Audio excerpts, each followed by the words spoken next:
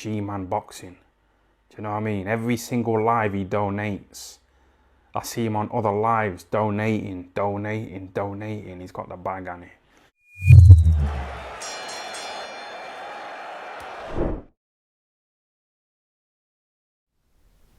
Alright, people. Review of the week time. But obviously I was going to leave it till the end, but I haven't stopped smiling all day today. 10,000 subscribers. Holy you know what. I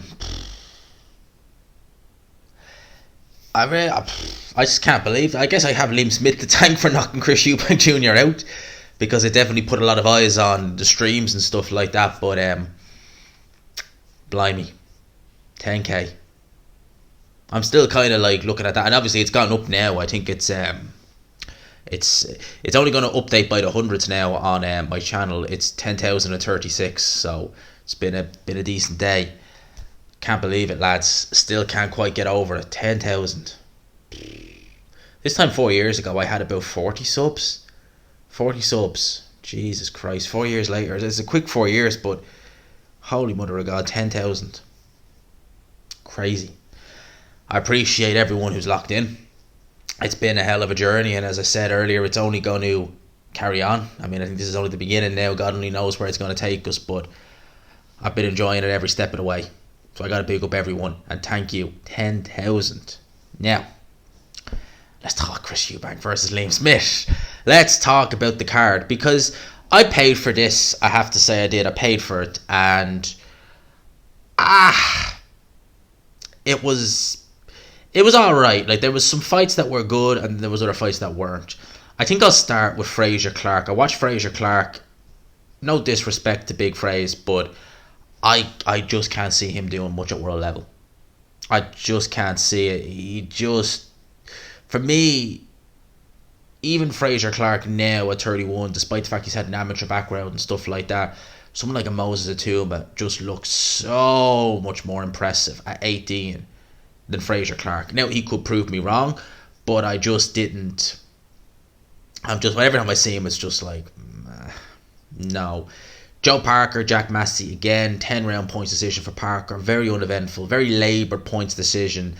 And I personally I looked at Parker there and I just thought, you know what, like, I've kind of, for me, I would say that's probably stick a fork in him at this stage, because it just doesn't seem like anything is clicking. He looked very slow, very ponderous in this fight. I know Jack Massey early on was being a bit defensive, which didn't help, but I was just looking at Parker and I was like, nah, it just seems like the Joe Parker I remember pre-Takam, because it was really kind of when he fought Takam is when things started to go downhill. And I don't mean in terms of career-wise, obviously he won a world title after Takam, but he stopped being exciting and just became a lot more pedestrian in how he goes about his job in the ring. That's the best way to describe Parker. Echo Usman defeated Chris Kongo in a very entertaining fight. I really enjoyed this fight. Now, I really did. I thought it was a very entertaining fight. It was fun to watch throughout. Both guys had their moments. It was a majority decision, but I thought Usman deserved the nod. Personally, I thought that Kongo had his moments in the kind of fourth round to kind of the sixth round. He was really having some good work with the jab. And then Usman just decided to really put it on Kongo. He hurt Kongo a few times. And yeah, I thought Usman won the fight. It's a win for Frank Warren. Obviously, he's a Queensbury fighter. He was loaned out to Sky for this show.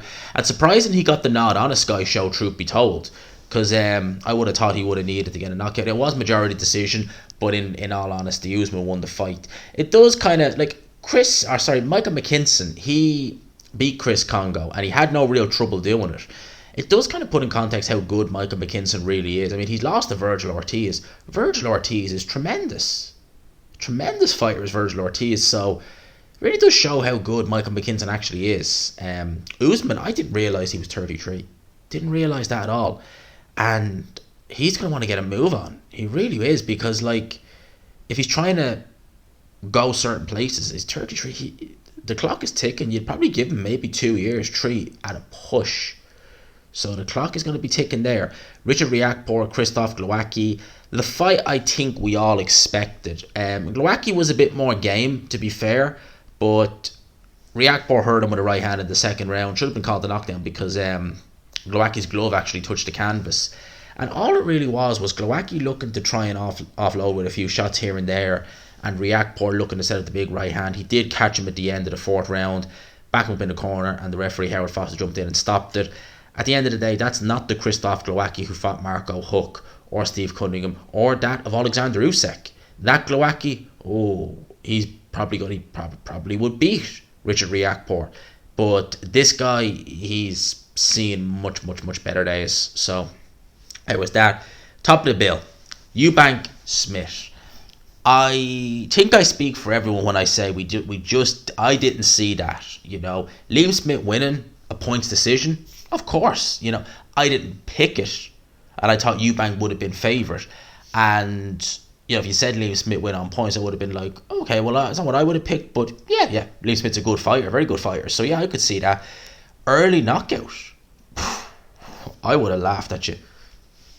I think most people would have laughed because it just didn't seem like it just seemed so strange. It's the best way to describe it. An early knockout.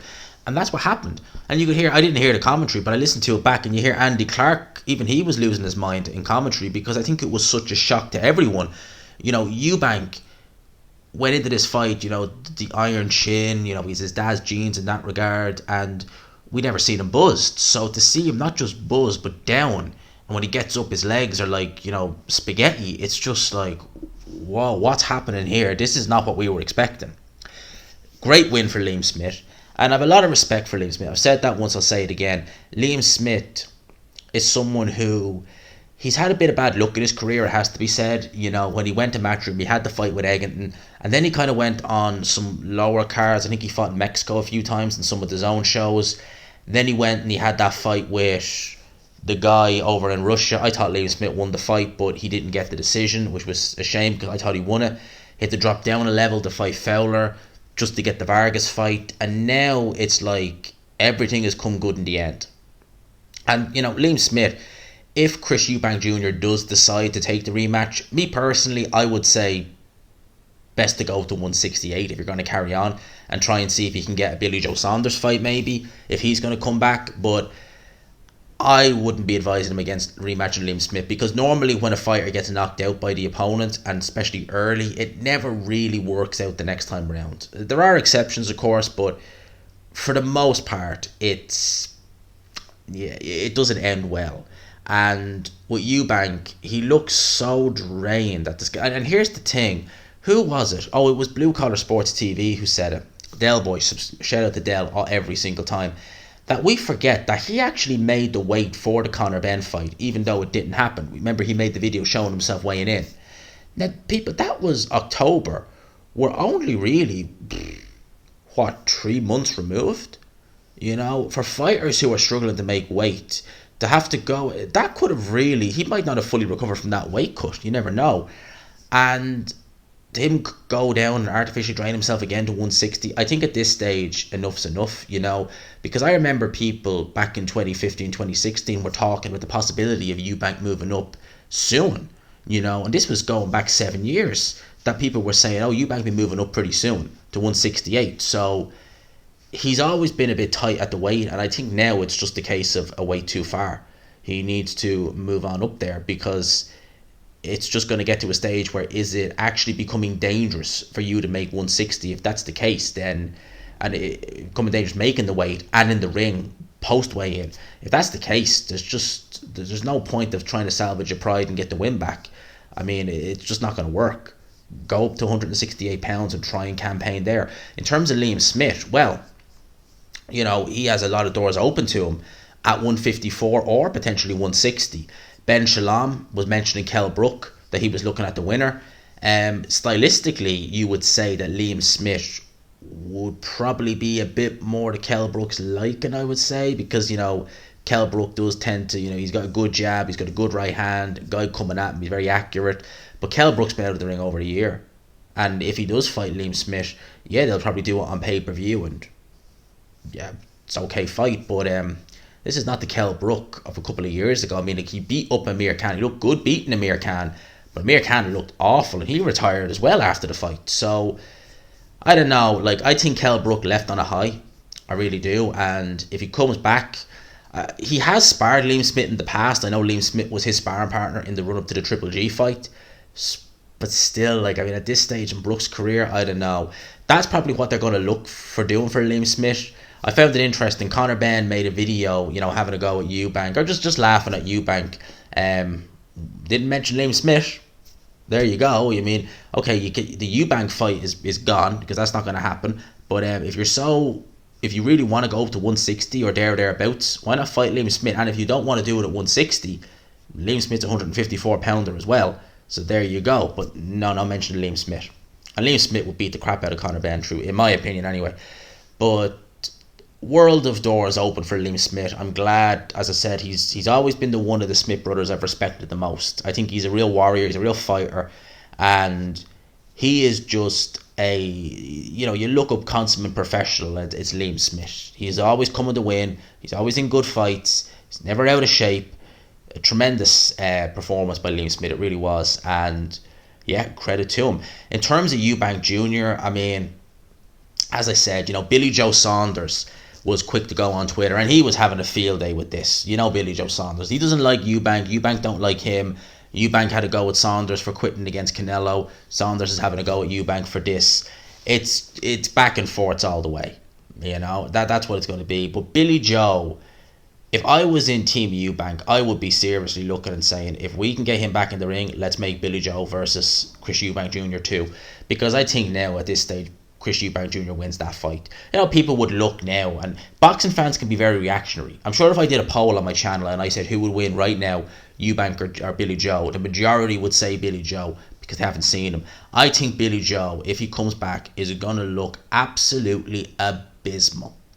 He's been out of the ring for nearly 2 years, grotesquely overweight. He is going to look horrendous if he comes back. And I think Eubank will jump on that fight if the fight is even a sniff of that fight. And Ben Shalom will as well, I think. I think Ben Shalom will be all over that fight or not Ben Shalom, Kella Sauerland. He'll be all over that fight. So that's what I think. But again, in terms of the card, it was a very, very enjoyable card. There was some fights that weren't great, like Parker. But for the most part, I mean, the main event, we only got 4 rounds, but we got a memory in those 4 rounds. We really, truly did. There was a card on in Miami last night as well. Don King. Yeah, Don King still putting cards on. Bermain Stavern fought, I can't remember the guy's name. Jonathan Drew, something, it begins with a D. He fought Trevor Bryan 2 years ago. Stavern hasn't fought in 2 years. Stavern lost on points. He's 44 years old, going on 45. Why is he still boxing? Seriously.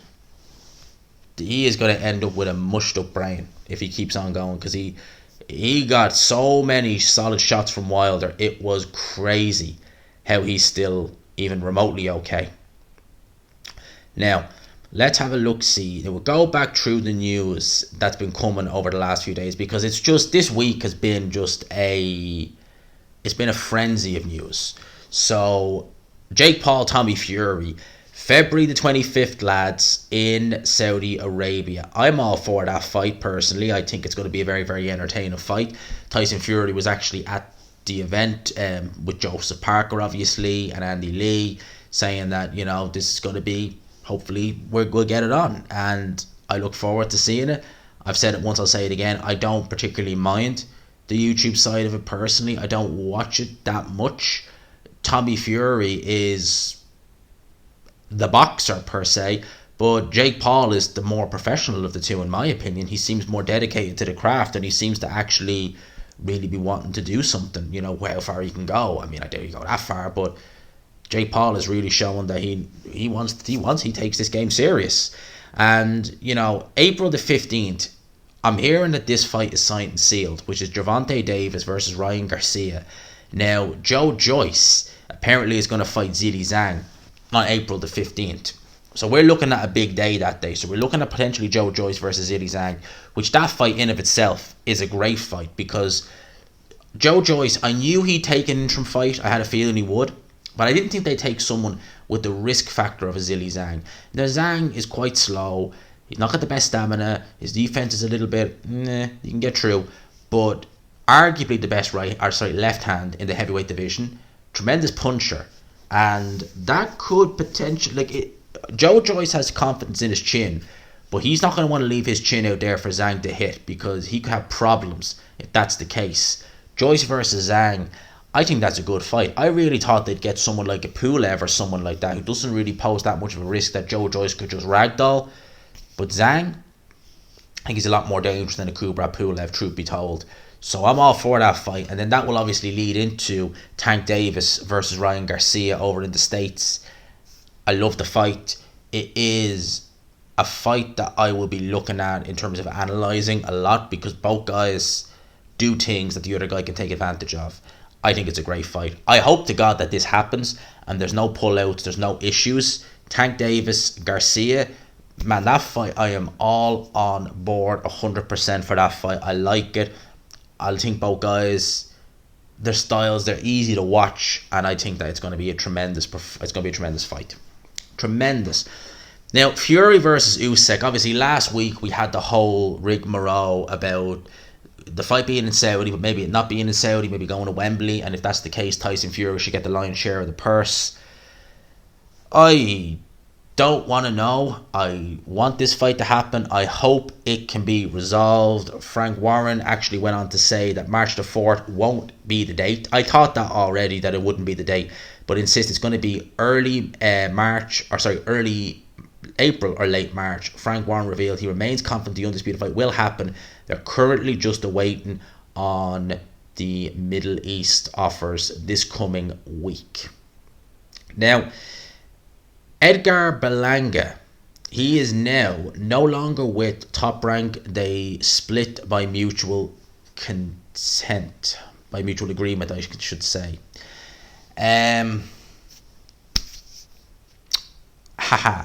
Berlanga is one of the most overhyped fighters I've seen in a long, long time.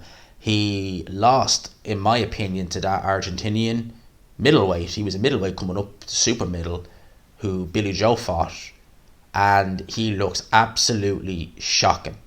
So I'm surprised Bob Arum stuck with him as long as he did. He's also released Jesse Magdaleno. Now, Magdaleno, I haven't seen him on a Top Rank show in years. I didn't even think he was still promoted by Top Rank, but apparently he was, and he's gone from Top Rank as well. I hadn't seen him on a show, I want to say, in about 4 years. Now, this fight right here is brilliant, lads. Absolutely brilliant. Stephen Fulton, Naoya Inoue in reported talks for a potential fight in Japan. So, Eddie Hearn has also chived in and said, obviously it'll be for the WBC, WBO titles, which are held by Fulton. He's happy for, I think it's Akhmed Aliev, to fight the winner. Unification, undisputed. I mean, Inoue, he does not play around. He's cleaned out bantamweight, undisputed at bantamweight, and is now moving up to face one of the guys, the number one, arguably, well, I think he is number one, Stephen Fulton, at 122. Crazy. I am just... Yeah, I can't believe that fight's going to happen. I love that fight. I would make a Inoue favourite. I love Stephen Fulton as well, but I'd be making a Inoue favourite. I would. But God, that's going to be crazy. We're getting good fights this year, lads. I mean, it's all looking very, very good this year that we're getting good fights. Here's another good fight. Benavidez versus Plant, reportedly set to take place the 25th of March, MGM Grand in Las Vegas. Again, I like that fight an awful lot. I think that fight's going to be very, very fun. I think Caleb Plant is going to get battered, but I think it's going to be fun while it's there. And Eddie Hearn, I was only talking about Conor Benn in a video earlier. Naming some opponents. He wanted to get him out soon. So this is before Eubank lost. He named Chris Eubank Jr., Manny Pacquiao, and Terence Crawford as potential opponents. Is he going to fight Crawford? Nope. Eddie Hearn wouldn't let him go near Crawford, in my opinion. Manny Pacquiao, 44, going on 45, hasn't boxed in nearly 2 years. Why am I even surprised? Now, Canelo Alvarez versus John Ryder. Negotiations are ongoing because we haven't had a formal announcement yet. But ongoing as a defence of Canelo's undisputed title at 168 pounds, Hearn has revealed that they aim to take this fight overseas, with the UK, Mexico, or the Middle East being possible locations. Canelo's been in America for a while now. He's always been fighting in the States. For him to come to the UK would be an absolute, it would be crazy. if he did. I'd love to see him come to the UK. I would. Middle East, big money for that. Mexico, homecoming, and Canelo, we know it's more than likely going to be John Ryder. It hasn't been announced, but it's going to be John Ryder. The IBF have ordered Filip Hrgović versus Andy Ruiz for the interim IBF heavyweight title. Hearn revealed the negotiations are ongoing for the fight, though the WBC have also ordered Andy Ruiz to face Deontay Wilder, which is an in-house fight. And I would say more likely is we're going to get probably Ruiz versus Wilder than before we will get Ruiz versus Hrgović. I believe Joshua is just below Hrgović and Ruiz in the rankings, so he could be potentially fighting for an interim title. Would it be a bit too soon? Possibly, yes. But we'll wait and see what happens with that. Ben Shalom, this is what I was talking about earlier, claimed that Kell Brook wants to come out of retirement to fight the winner of Smith Eubank. It was obviously Liam Smith. Will he still want to come out of retirement? That much remains to be seen. Now, I'm hearing reports here that Dan Rafael is saying that Tank Davis versus Hector Luis Garcia did between 200 to 215,000 pay-per-view buys. I've seen other sources say it was only 65,000. Now, Tank Davis strikes me as someone who does have a big fan base. He fills out these arenas, so I wouldn't be shocked if it's more closer to the 200 than the 65. Now, Eddie Hearn has also been talking about AJ's next opponent. So Joshua, his opponent's going to be announced this coming week, so Eddie Hearn says anyway. Now, Jermaine Franklin looks likely to be the front runner. It looks likely that Jermaine Franklin is going to be the front runner, but we will just wait and see how that goes. In the meantime, Dylan White versus Otto Wallin is being explored as potential for April. Sometime in April, Salida, promoter of Otto Wallin, Dimitri Salida, has stated. So, if I've said this in the video I did about them at the time, if Eddie Hearn is adamant, and I mean adamant, that he wants to do Joshua versus White in the summer, if I was in Team Matchroom and I was advising Eddie Hearn, etc., I'd be saying, Eddie, he doesn't need to fight. Because Dylan White is there for the taking. And someone like an Otto Wallin, he'd go out and beat. Now, if Eddie Hearn says, well, I don't really care, I'd put Wallin in there with Joshua in the summer, I just need an opponent, well, then I'd say, fine, just do whatever. But if you're adamant you want Dylan White Joshua, yeah, you're not going to want to put him in there with anyone with any way of a pulse. Because I think Dylan White is just, he's there for the taking, in my opinion. He really is. I just, for me, it just looks like he's there for the taking, in my opinion. I seen Josh Taylor versus Jack Catterall. It's been reportedly postponed from May the 4th. Taylor apparently suffered a foot injury, although he was walking around seemingly perfect at the event last night. I just want to get this fight over and done with so we can move on with our lives. We've been hearing about this fight, the rematch, for a year now. Just get the flipping fight done and get it over with so Jack Catterall can go whatever way and Josh Taylor can go the other, because I'm sick of seeing both these guys' career be stalled out and us have to wait for these guys to get it on. Let's just get this fight announced, made, and then let's move on. Whoever wins, I think Josh Taylor will win. And I think Joe McNally, he impressed me last night with Liam Smith. He did. He doesn't have big shoes to fill in terms of Joe Gallagher. He's already filled them. And, I thought that he did a very good job, Joe McNally, last night. So, let's wait and see. Let's wait and see how Josh Taylor looks. Wilder versus Ruiz is reportedly expected to happen in May. And it appears also Errol Spence will face Keith Thurman in May. Now, the dates are unclear because apparently PBC don't want to do two pay-per-views in the same month. That's very interesting. Okay. That's interesting. They don't want to do two pay-per-views in the same month. Have they? I'm sure they have done that before, though, haven't they? I could be wrong about that. Maybe I am wrong.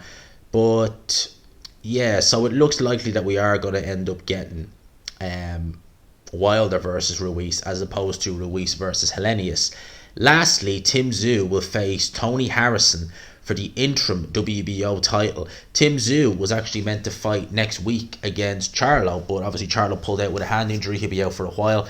So Tim Tszyu is going to face Tony Harrison in Australia in March.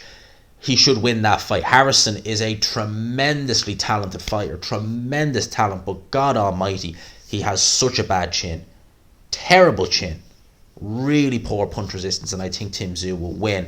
And I think that's pretty much all the news that we have over the last couple of days. So I've really enjoyed it. Obviously, we're going to the fight week for Yarp Turbiev this week. I don't know if I can take any more, I don't want to say upsets, but shock results. But I'll be happy to see. Who knows? Prediction video should be out tomorrow or Tuesday. I've been very, very busy doing a lot of work on here today. And again, we hit 10,000 today. So tomorrow, 8 p.m, let's do a little special for 10k. Let's do a little live 10k special. We're doing live. We'll do something. We'll do a live tomorrow. We'll get Yarp Turbiev prediction out, and yeah, it's crazy. Thank you again so much to everyone who's locked in. 10k subs, it's amazing. I am so happy with 10k. I can't believe it. Onwards to 20, I guess, and yeah, it's probably gonna go out tonight on a Sunday. I'll premiere it. Why not? And yeah, I hope everyone has had a great weekend. I hope you have a great week coming. I've got a big day ahead of me tomorrow. I've got a very, very big thing on tomorrow. Wink. Not a woman, but something big. It's something big outside of here. And I hope it goes well. I'm sure it will. And yeah, it could be a good week for myself. Could be a good week for a lot of others. And I hope whoever's listening, they have a great week too. It's been a hell of a few days, lads. It's been a hell of a few days. Thank you, for as always, for locking in and being part of it with me. Obviously, I enjoy doing this. It's going to keep going non-stop. We love doing this. Hope you enjoyed the video, people. Smash the like button on the way out. Hit subscribe, of course, if you haven't already. Help get your boy to 20k. There we go. Help get your boy to 20k. For now, lads and lads, I'll leave you with that. Peace.